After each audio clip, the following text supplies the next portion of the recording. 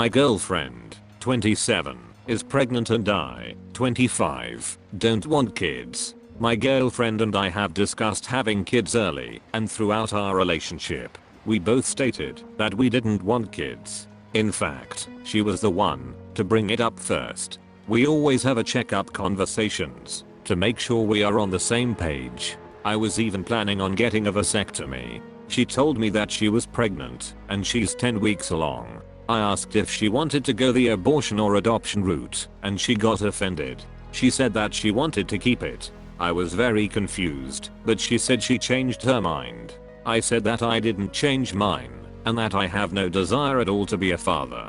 I told her that she can do what she wants because it is her body, but that I want no involvement and that I would terminate my parental rights. The relationship would also be over.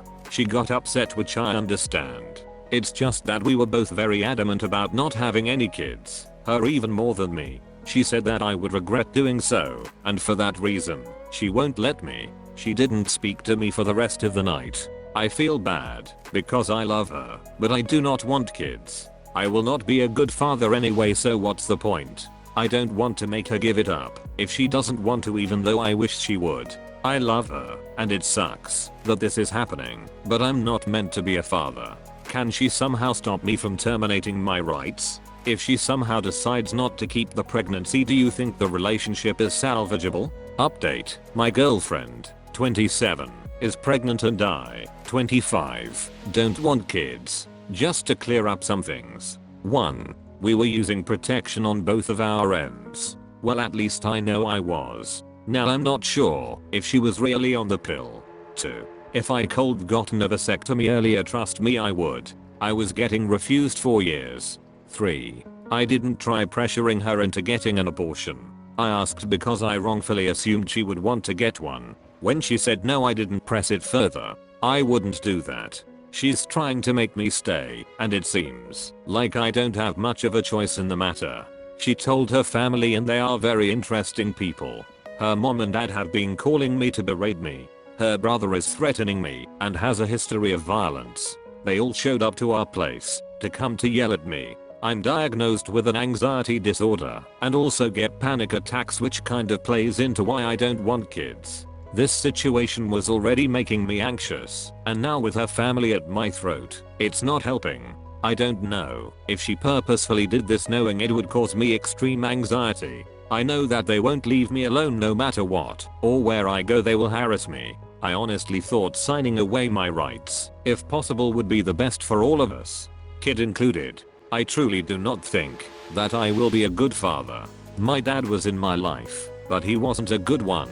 He was very abusive to me and my mother.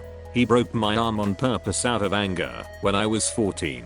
I would rather him not be in my life at all. Maybe I'm projecting. Either way, it doesn't matter because it doesn't seem like I'm leaving, and my girlfriend seems to be very happy with that. She's already talking about a nursery and stuff. I know I come off as a crappy person. It's not just me trying to be a deadbeat and not take responsibility. We discussed not wanting kids our whole relationship, so it felt like I was being blindsided. What if I pass my anxiety down to this kid? I feel like that's unfair to them. It's not easy to deal with. What if I'm alone with it and have a panic attack? I just hope I don't mess this kid up. This is why I didn't want this. I'm not made for fatherhood. My girlfriend knew this. We discussed this constantly. I guess she changed her mind a long time ago and didn't tell me, or she was lying, so I didn't leave. I'm not sure, but she was the one that brought it up, so it must have been true at first. Update 2. My girlfriend, 27, is pregnant and I, 25, don't want kids. I spoke to my girlfriend again and told her that I would be paying child support, so I won't be completely out of responsibility. She doesn't want that. She knows that even without me paying, the child will be okay. It was never about the money or even having someone being there helping. Her family has money and she can be a single mom if she wanted to. Her words. She wants to be a family. Now she's even talking about marriage. She doesn't want me to get a vasectomy anymore either. I honestly feel like I'm going crazy.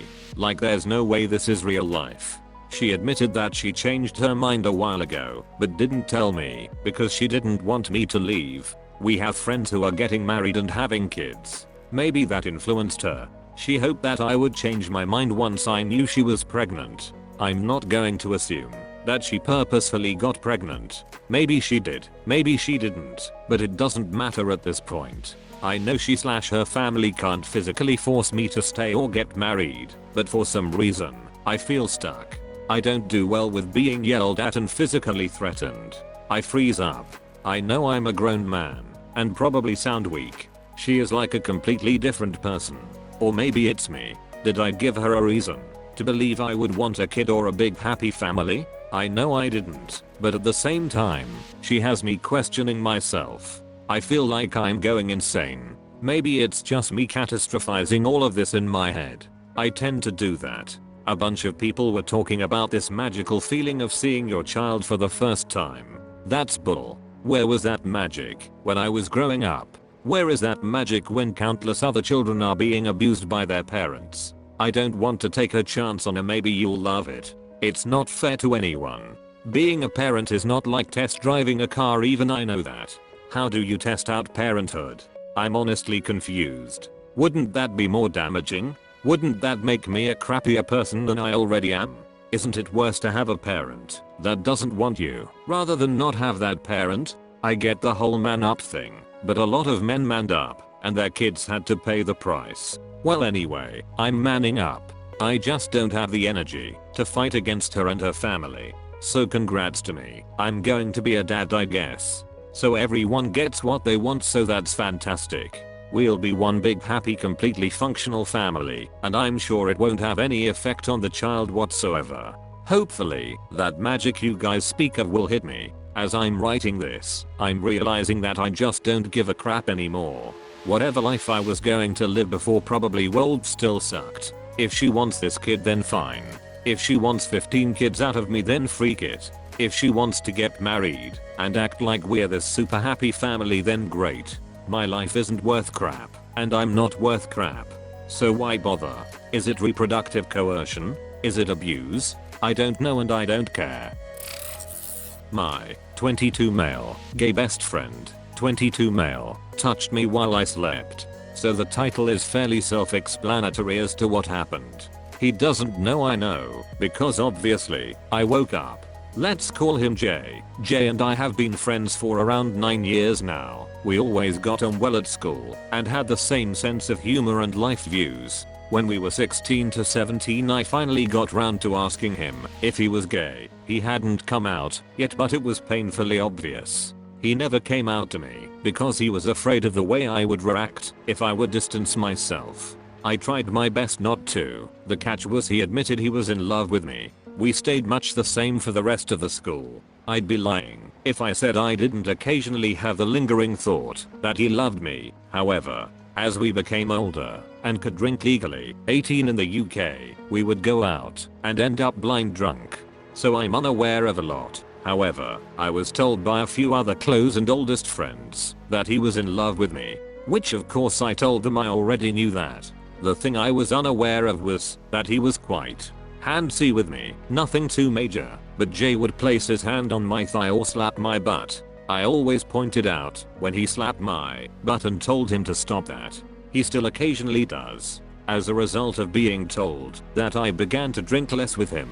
He didn't slow down, and I could see for myself that Jay was far too comfortable. I'm not the kind of guy that likes contact at the best of times, so for me, it would make me flinch. I also noticed how, whenever we would talk about relationships, Jay would floor me with compliments and how fit I am, or how nice my legs are, etc. I work a manual job and exercise, but I'm nothing special, or how he would comment on the other guys in the bar, kind of like how guys do to girls. Okay, now skip forwards a fair amount. I'd say 2 years to the current date. A fairly consistent pattern has arisen. Whenever we go out and he drinks too much, we finish up sat on a bench somewhere with me trying to console him and him telling me he has nothing except me and another very close friend of his, and how he doesn't know how he would go on without me. The last time this happened was because we were with a few friends and the topic of relationships came up. I specifically avoid my own around him but this time I slipped and said about my intimacy with my last train wreck relationship. He just up and left, so it all came to a stop and we went out to find him.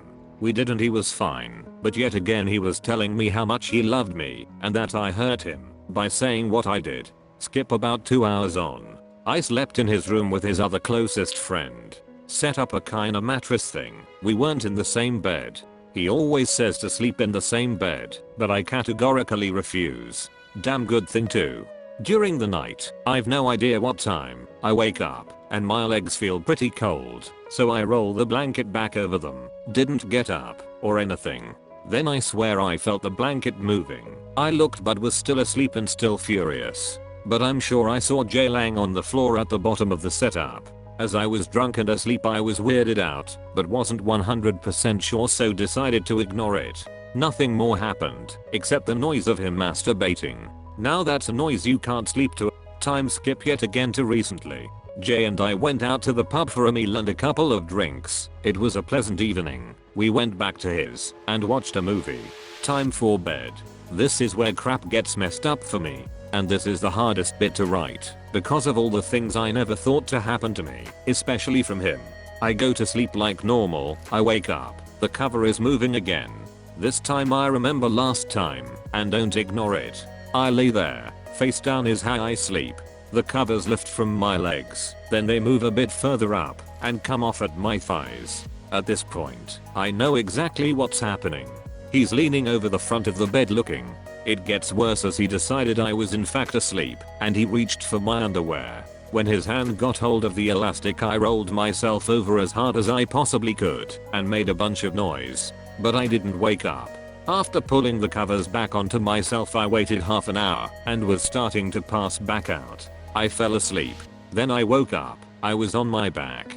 His hand was exactly where you're thinking it was. It was in my underwear. It was pulling on my penis. I froze up. I shut my eyes tight for probably 10 seconds and then came to my senses. I turned to the side. I tried not to make it look like I'd woken up. I lay there until he finally relented and rolled back up the bed. From 5 AM I didn't sleep a wink and had to listen to him furiously masturbating over and over. I couldn't get up and go because he would know, and I was still under some influence of alcohol, so couldn't drive. I waited until 9:30 and got up. He was awake, and we said good morning. I said I was off and had to go to work. It was true, I work 7 days a week. I left, got home, puked a few times, and had a bath. Usually, I would be the guy who turns his face into pulp, and I would if I wasn't careful. But more my question is, what exactly am I supposed to do? I know I should report it, but I can't do that to him. And he just might do something stupid to himself if he knew. Update: my 22 male, gay best friend, 22 male, touched me while I slept. I confronted Jay at the weekend. When I confronted him, I went to his, called him out, and sat down with him on a park bench, public but private. I let a bit of conversation flow while I built up some courage, ignoring the part where I sat in the car for 10 minutes first. I asked him what he meant when he said I had a really weird dream last night the morning after he did it, which he seemed to play dumb for and didn't answer. So after a pause, I told him I woke up during the night, and he said nothing, pure silence, which I took as a bit of surprise, and I repeated myself. Again nothing. So I said, I know what you did that night. This point he just said oh, and I went on to explain and recite what he did. He just apologized over and over. I asked him why, and he just said he didn't know. He said he had no excuse. He categorically denied that he had done anything like that before. Whether to believe him or not I don't know, but I don't think he was lying. He had no reason by this point. He said he was ashamed and felt sick at what he had done, which I'm sure he did, because I was confronting him over it. Edit. Other than the time I knew about, if you don't include drunkenly slapping my butt, which I did bring up as well when we talked. We spoke for a fair while. I asked him if he had taken photos, which he denied profusely, but I pointed out that he had taken photos when I walked back into the room, which he said those are deleted. So even though I wasn't 100% my bluff worked, I told him I think we should call it a day. He said that if that was what I wanted. I told him it wasn't what I wanted, but I had to because I couldn't see him without thinking about it, and that he needed help. Now he asked if I wanted to press charges on him. He works for the police, so he said if I did he would fully understand, and he should be really. I told him I was undecided on whether I would report it or not. I suggested he quit. He agreed, but I don't know if he has yet. When I let him know about reporting I will ask, and if he hasn't handed in his notice. He doesn't work a position that deals with any people outside of his office. He's not an officer or anything. He said that even though it's over, and that if it means anything, he wanted me to know that everything we had was true and everything he said was true. He went on to say he would hand himself in, as it was the right thing to do, which he just might. Knowing him, he did always have a strong sense of justice. I asked him what would happen to him if I did report it, and he explained he would lose his job, criminal record, jail. He seemed fully apologetic, and as if he would accept whatever I did. The only thing he asked was that I'll let him know, so he could at least prepare himself for it, which I agreed to. I wish he would have denied all of it, because then I could have hated him. But I still don't hate him even though I should. I told him I didn't hate him, despite what he did. And I told him that, if for nothing else, for my sake not to do anything stupid. I did record the whole thing, and I have listened to it. I'm quite surprised at how calm I was really. I guess it's cause I already had the conversation in my head so many times. I've not entirely decided whether to report it or not, but I'm swinging heavily on no. If he had argued, then I would have already reported it. He just apologized and didn't try to make excuses. So I don't think it would happen again, especially if he gets help. And I don't want to relive it again. Thanks for watching. If you liked this video, hit like, get subscribed, and give the OP any advice you have in the comment section. And support the original writers with upvotes. Links in the description box.